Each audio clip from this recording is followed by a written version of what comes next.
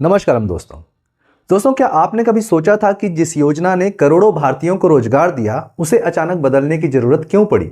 जी हाँ, मैं बात कर रहा हूं मनरेगा की। सरकार ने इसे बंद करके अब एक नई और क्रांतिकारी योजना शुरू की है, विकसित भारत गारंटी फॉर रोजगार एंड आजीविका मिशन। लेकिन क्या यह सिर्फ नाम का बदलाव है? दोस्तों, आज के वीडियो में हम जानेंगे कि कैसे यह नई योजना भ्रष्टाचार की जड़ों को काट सकती है, कैसे यह मजदूरों के बैंक खातों में सीधे ज्यादा पैसे पहुंचाएगी और कैसे यह पुराने सिस्टम की हर कमी को दूर करेगी। अगर आप ग्रामीण भारत के विकास में रुचि रखते हैं तो यह वीडियो आपके लिए बहुत जरूरी है। दोस्तों, इसमें कोई शक नहीं कि मनरेगा ने मुश्किल समय में लोगों का साथ दिया था, लेकिन वक्त के साथ इसमें कई ऐसी कमियां और दीमक लग गए थे जो सिस्टम को खोखला कर रहे थे। दोस्तों, आइए आज की वीडियो में उन कुछ भ्रष्टाचारों की बात करें जो मनरेगा योजना में समय के साथ पनप चुकी थी। आप सबका यह जानना जरूरी है क्योंकि विपक्ष और कुछ लोग इस नई योजना के खिलाफ आम लोगों को भड़का रहे हैं, इसका विरोध कर रहे हैं, पर असलियत कुछ और ही है। यह योजना ग्रामीण जनता के लिए वरदान साबित हो सकती है, जिसमें भरपूर कोशिश की गई है कि ज्यादा से ज्यादा पारदर्शिता रखी जाए। आइए दोस्तों, मनरेगा में पनप चुके कुछ भ्रष्टाचारों पर चर्चा करें ताकि आपको समझ आए कि क्यों इस योजना को रिवाइज करना जरूरी था। तो दोस्तों, पहला बड़ा भ्रष्टाचार जो इस योजना के जरिए हो रहा था वो था फर्जी मस्टर रोल का या गोस्ट वर्कर्स का। पुराने सिस्टम में अक्सर उन लोगों के नाम पर पैसे निकाले जाते थे जो कभी काम पर आए ही नहीं। कागजों पर मजदूर काम कर रहे थे, लेकिन असल में पैसा बिचौलियों और प्रधान या सरपंच की जेब में जा रहा था।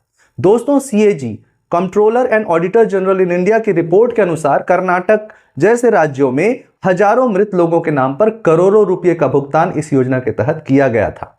जी हां, इसमें दूसरा बड़ा भ्रष्टाचार था बिचौलियों और ठेकेदारों की मनमानी का। दोस्तों, मजदूरों को मिलने वाली मजदूरी का एक हिस्सा अक्सर प्रधान या बिचौलिए खा जाते थे। गरीब मजदूर को पता भी नहीं चलता था कि उसके हक का पैसा कहां गया। इनके द्वारा एक ही व्यक्ति के नाम पर कई जॉब कार्ड्स बनाकर पैसे निकाल लिए जाते थे। हाल ही में 2025 में हुए ई-केवाईसी की सख्ती के कारण लगभग 27 लाख संदिग्ध मजदूरों के नाम डाटाबेस से हटाए गए हैं। इसी में तीसरा बड़ा भ्रष्टाचार था एसेट की खराब क्वालिटी का। मतलब मनरेगा में काम तो होता था, जैसे गड्ढे खोदना, तालाब खोदना, लेकिन ये तालाब ऐसे होते थे जिसका किसी भी तरह से कोई फायदा गांव को नहीं होता था। ना तो बस सिंचाई के काम आ पाता था, ना ही मछली पालन या किसी और काम में। इसी में देश का पैसा खर्च तो हो रहा था, लेकिन गांव को कोई पक्का बुनियादी ढांचा या इंफ्रास्ट्रक्चर नहीं मिल पा रहा था जिसका कोई लॉन्ग टर्म समाज को वहां फायदा हो।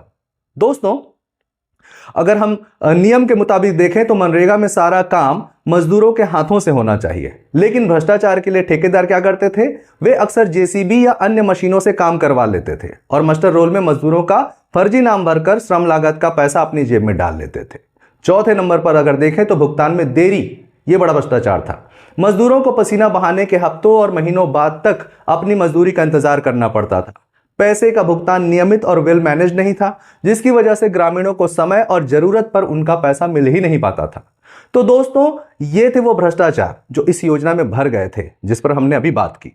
अब आइए बात करते हैं विकसित भारत जी राम जी योजना की। दोस्तों, विकसित भारत जी राम जी योजना सिर्फ एक काम देने वाली स्कीम नहीं है, बल्कि यह पुरानी योजनाओं की अनियमितताओं को भी दूर करने के लिए प्रतिबद्ध दिखती है। आइए इसे कुछ बिंदुओं के माध्यम से समझने का प्रयास करते हैं।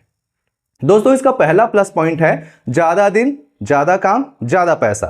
जी हां, पुराने सिस्टम में सिर्फ 100 दिन का रोजगार मिलता था, लेकिन विकसित भारत जी राम जी में इसे बढ़ाकर 125 दिन कर दिया गया है। यानी अब मजदूरों के पास कमाई के 25 दिन और ज्यादा होंगे।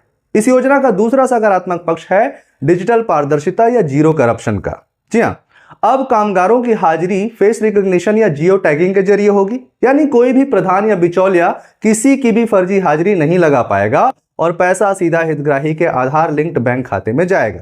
बीच में बिचौलियों का काम खत्म हो जाएगा। दोस्तों, तीसरा पॉजिटिव पॉइंट है कौशल विकास या स्किल डेवलपमेंट का। दोस्तों, यह हिस्सा इस योजना का सबसे महत्वपूर्ण और बड़ा बदलाव है। अब मजदूरों को सिर्फ मिट्टी खोदने या तालाब या छोटे डबरी खोदने का ही काम नहीं मिलेगा, बल्कि अब उन्हें प्लम्बिंग, सोलर पैनल रिपेयरिंग और कंस्ट्रक्शन जैसे हुनर भी सिखाए जाएंगे, ताकि वह भविष्य में खुद का काम भी कर सके, अपना खुद का व्यवसाय भी चला सके।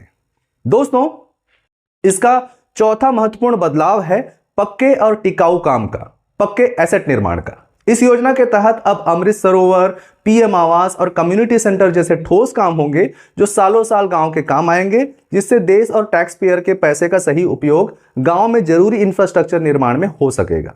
दोस्तों, विपक्ष और कई नासमझ लोगों को लगता है कि यह बदलाव गलत है, पर अब आप खुद ही इस निर्णय पर आइए कि यह सही है कि गलत।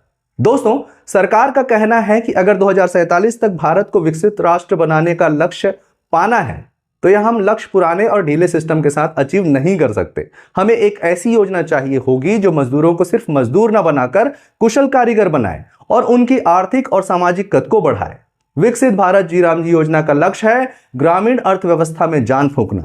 जब गांव का मजदूर समृद्ध होगा, उसके पास हुनर होगा और पैसा सीधा उसके हाथ में आएगा, तभी गांव से शहरों की ओर पलायन रुकेगा। और रही बात योजना का नाम बदलने पर, जिस पर बहुत बवाल किया जा रहा है, तो दोस्तों मेरे हिसाब से हर पॉलिटिकल पार्टी किसी भी योजना में अपनी आइडियोलॉजी, अपनी मान्यताओं के आधार पर उसका नामकरण करती है। इसमें कोई भी बुराई की बात नहीं है। मुद्दे की बात यह है दोस्तों कि जो भी योजना लाई जा रही है वो फायदेमंद है कि नहीं, इसमें पारदर्शिता है कि नहीं।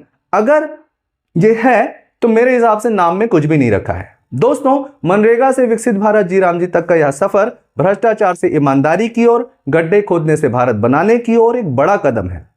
यह योजना ग्रामीण भारत की तस्वीर बदलने की ताकत रखती है। आपको क्या लगता है, क्या 125 दिन का रोजगार और डिजिटल हाजिरी से भ्रष्टाचार पूरी तरह खत्म हो जाएगा या इसका भी हाल मनरेगा जैसा ही होगा आगे भविष्य में? अपनी राय कमेंट बॉक्स में जरूर दें। अगर वीडियो पसंद आया हो तो इसे अपने गांव और शहर के दोस्तों के साथ जरूर शेयर करें। तब तक के लिए जय हिंद, जय